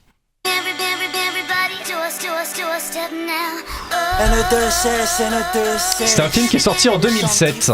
Oh là là. Camping? Non. C'est de mon âge. Hein? Je venais de naître, je peux pas le savoir. Quoi 2007, ouais. C'est un film avec des voitures. Mais non. Taxi 3, Taxi 2, 4 4. Qui dit plus? C'est Taxi Taxi 4 4 2007. Tout à fait. Taxi 4 2007, oui. Taxi 4 dans lequel on peut retrouver Patrick Poivre d'Arvor qui fait un morceau de JT dedans. Voilà. Et on passe au duel time de ce soir. Alors, les équipes peuvent rattraper, rien n'est perdu. Donc, Elsa et Hugo, vous êtes en tête. Je rappelle, donc seuls les chefs d'équipe s'affrontent. Si vous donnez la bonne réponse, c'est plus 3 points. Si vous donnez la mauvaise réponse, c'est moins 3 points. Donc, votre équipe est en tête. Elsa, tu as le choix entre le thème on me voit, on me voit plus. Oh là là. Je vais dire on me voit plus. On me voit plus. Quel film parmi ces 4 comportant au moins un acteur accusé d'agression sexuelle a fait le moins d'entrées au box-office en France? Est-ce que c'est Rush Hour 3? Est-ce que c'est Le Petit Prince? Est-ce que c'est Maman j'ai encore raté l'avion? Ou est-ce que c'est Fourmise? T'as les images derrière toi si tu veux. Quel film a fait le moins d'entrées au box-office français? J'ai les agresseurs sexuels partout, mais Le Petit Prince. Ouais, j'ai pas là. Ouais, Le Petit Prince, bon. Alors, je pense pas que ce soit ni Le Petit Prince ni Maman, j'ai raté l'avion 2. Donc je dirais Rush Hour 3. Rush Hour 3 pour toi, c'est noté. Régie va pas être content. On passe à du coup Marie. Tu as le choix à On me voit. J'ai pas le choix quoi. Quel film abordant le thème des violences sexistes et sexuelles a fait le plus d'entrées au box-office en France? Est-ce que c'est La Nuit du 12? Est-ce que c'est L'amour et les forêts? Est-ce que c'est Le consentement? Ou alors est-ce que c'est Elle? Quel film a fait le plus d'entrées au box-office en France? J'ai une hésitation. Moi j'ai une petite idée. Je dirais La Nuit du 12. La Nuit du 12, c'est noté. Puisque c'était le César du meilleur film. Très bien. Et ben on va commencer avec vous. Quel film fait le plus d'entrées au box-office en France et qui aborde le thème des VSS? Alors, Le consentement a fait 616 000 entrées en France. Elle en a fait 636 000. L'amour et les forêts en a fait 651 000 entrées. Et La Nuit du 12, 545 000. Oh, c'est le moins. Et ouais, c'est le moins. Le consentement, il y avait eu tout le phénomène. Et oui, mais c'est L'amour et les forêts qui a fait le plus d'entrées. Moi, je me suis dit, s'il y a un prix à La Nuit du 12, après il repasse encore au ciné et les gens vont le voir. Je pensais que ça allait être le cas aussi, et au fait, pas du tout. Il a pas été tant vu que ça. Il a eu un petit phénomène en plus. Donc ouais, mais bon, tant pis. Donc, vous perdez 3 points et vous êtes à 2. Oui, bon, ça va. Et on passe à vous. Alors, vous m'avez dit que parmi ces 4 films dans lesquels il y a au moins un acteur accusé d'agression sexuelle, celui qui a fait le moins d'entrées au box-office, c'était Rush Hour 3. Alors, celui qui en a fait le plus, c'est Maman, j'ai encore raté l'avion, parce que il y a Donald Trump dedans. Il a fait 2 300 000 entrées en France. Ensuite on a Le Petit Prince, 1 951 000 entrées. Il y a James Franco dedans qui fait la voix du renard. Voilà. Okay. Ensuite on a Fourmise qui fait 1 500 000 entrées, dans lequel il y a Woody Allen qui fait la voix du personnage principal. Et le moins vu c'est Rush Hour 3 parce que dedans il y a Roman Polanski. Mais c'est réalisé par Brett Ratner. Et en plus voilà. Donc quel braquage ce quiz. Vous gagnez 3 points de plus, ce qui fait bien joué. 12. Je sais pas si je suis fier d'avoir gagné ce quiz là en particulier. C'est vrai que j'avoue que ça prouve que t'es peut-être bien renseigné sur les acteurs occupés de VSS. On fait une liste de plein de gens à boycotter. Voilà. C'était déjà le cas. Plein de films à ne pas voir. Donc du coup, non, mais ça fait un petit rappel. Du coup, Hugo, tu ne regarderas plus jamais Astérix Obélix Mission Cléopâtre? Oui. Non, j'en sais rien en fait. Je sais que ça lui fait du mal de dire ça. Merci beaucoup Maxime pour ce quiz. Bravo à vous, Hugo et Elsa. Et pas bravo à nous. Bon, c'est pas grave. J'en suis fier, moi. Avant de conclure, on passe tout de suite à nos recos de la semaine. Alors si je peux me permettre de te donner un conseil, c'est oublie que t'as aucune chance, vas-y fonce. On sait jamais, sur un malentendu ça peut marcher. T'as une grosse tête Maxime, donc déjà mon casque il tient pas. Y a pas que la tête qui est grosse. Et après t'écoutes fort le son aussi. Oui toujours. Merci Yanis. Toutes les semaines, les chroniqueurs, chroniqueuses et moi-même vous faisons part d'un coup de cœur plus ou moins lié au cinéma. Petit tour de table. Elsa, quel est ta reco? Moi, ma reco, c'est le cycle Bong Joon-ho sur arte.tv. Il y a 3 films. Il y a The Host, Parasite et Memories of Murder. Que des bons films. Merci. Que des bons films, bien sûr. Après, c'est Bong Joon-ho. Voilà. Oui, mais bien sûr, mais il faut quand même le dire. Bon. Et voilà, c'est un moyen de découvrir ou de redécouvrir ces merveilleux films que fait ce merveilleux réalisateur. Et très bien, on note tout ça. Hugo, quel est ta reco? Moi j'ai découvert un petit peu par hasard la série Superman et Lois. J'étais passé complètement à côté, mais j'ai voulu la mater parce qu'il y a l'actrice de Obsession Inna Varette dedans. Et en vrai c'est plutôt sympa. C'est une série qui prend pour partie d'avoir un Superman beaucoup plus âgé qui est papa et qui doit gérer l'éducation de ses 2 enfants qui développent petit à petit des super pouvoirs. Du coup c'est que des thèmes qu'on voit pas d'habitude chez Superman, et du coup j'aime bien. Surtout que le personnage met vraiment en avant le personnage de Lois Lane comme un personnage actif de l'histoire, ce qui fait très plaisir. Et du coup je vous la recommande. C'est moins cheap que les autres séries qui avaient été produites sur la CW à l'époque. Très bien. Maxime, ta reco? Alors moi, vu que je suis quelqu'un d'extrêmement original, moi je vais vous recommander l'Ami Challenge Original Ultra Racing Sport Event, ou plus communément abrégé La Course. C'est la course de Citroën Ami qui a été organisée par Sylvain sur Twitch. Dites-vous que mettre 10 amis dans un anneau rond et les faire tourner à 60 km/h en étant débridés, c'est trop bien, c'est absolument incroyable. C'était une super expérience, c'était une super course. Naomi peut confirmer aussi, elle l'a vu, voilà, c'était génial. J'ai fait mon petit pigeon parce que j'ai acheté l'affiche aussi, c'est génial.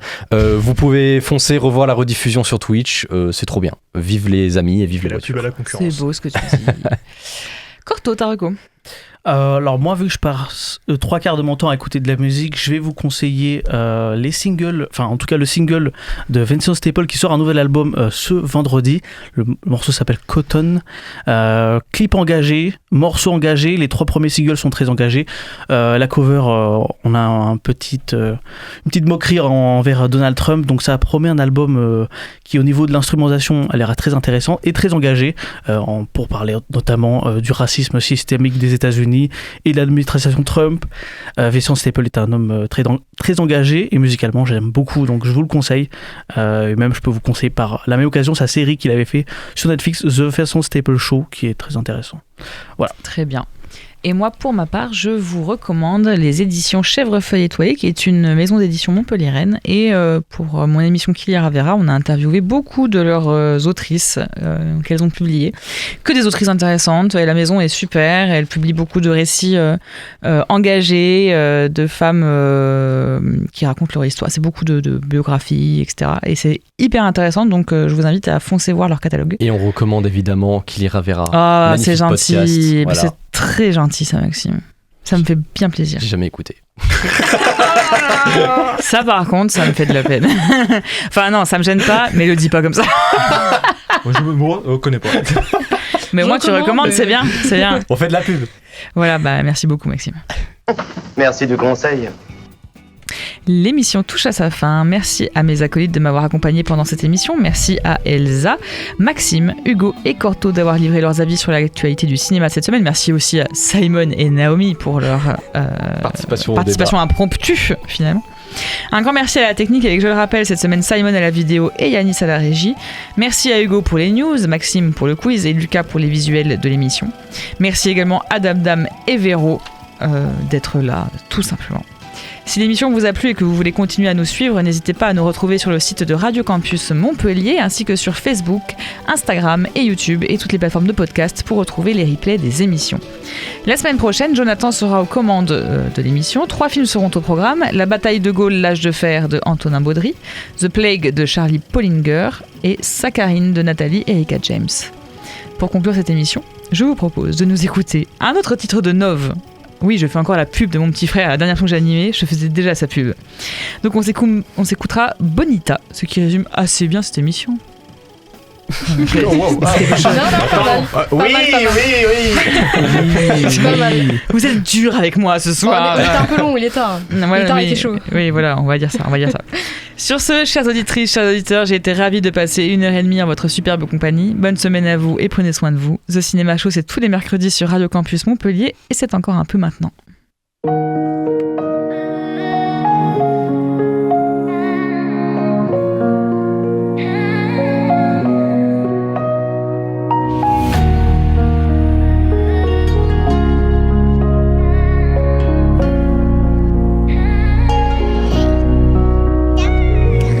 Madame, c'est ma miss. Trop de gens remplis de vices. J'ai besoin de toi, mais avant tout besoin de Khalis. J'rêve du 4 motions, Vovo dans le boisson. J'tire sur le joint à fond et ça traverse tous mes poumons. On est tous les deux sur le déco. Mes billets se consument comme mon mégot. J't'emmènerai dans le Vito. J'sais que tu détestes tous mes mythos. Si t'es pas là pour nous, vas-y casse-toi. Moi j'ai pas besoin d'amour mais de love. On s'est trop fait niquer à chaque fois. Mais j'ai besoin de toi, t'es mon trophée. Bonita, Bonita, c'est notre histoire à deux. C'est toi la reine du bal, te focus pas sur ses envieux. Bonita, Bonita, c'est notre histoire à deux. C'est toi la reine du bal, te focus pas sur ses envieux. Babe, c'est toi mon billet violet. Babe, c'est toi qui me fais briller. Babe, pour nous deux j'ai dû prier. Babe, sur mon cœur t'as appuyé. Toi, t'as enlevé ma peur.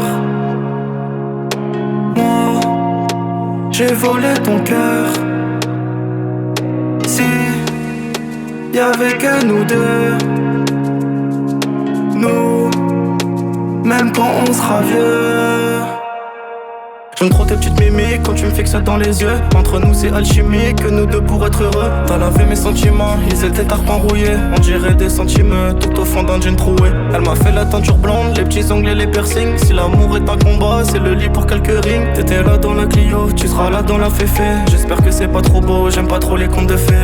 Bonita, Bonita, c'est notre histoire à deux. C'est toi la reine du bal, te focus pas sur ses envieux. Bonita, Bonita, c'est notre histoire à deux. C'est toi la reine du bal, te focus pas sur ses envieux. Babe, c'est toi mon billet violet.